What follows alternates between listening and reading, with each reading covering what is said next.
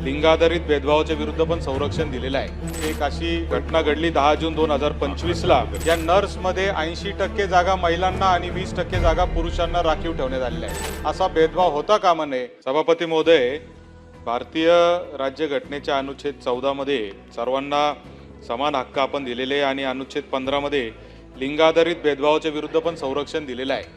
मात्र आपल्या महाराष्ट्रामध्ये एक अशी घटना घडली 10 जून 2025ला या ठिकाणी महाराष्ट्र वैद्यकीय शिक्षण व संशोधन संचालनालयाच्या माध्यमातून सरळ सेवेतून ज्या नर्स भरल्या जातात या नर्समध्ये 80% जागा महिलांना आणि 20% जागा पुरुषांना राखीव ठेवण्यात आलेल्या आहे। सभापती महोदय, महिलांचा पूर्णपणे आदर करून मला आपल्या सरकारचं लक्ष याकडे वेधायचं आहे की अशा पद्धतीने पुरुषांना 20%, महिलांना 80% असा भेदभाव होता कामा नये। आता पुरुष नर्सची देखील संख्या दिवसेंदिवस वाढत आहे, त्यामुळे या दोघांनाही समान अधिकार आणि समान संधी देण्याच्या दृष्टीने शासनाने विचार करावा अशी माझी विनंती आहे।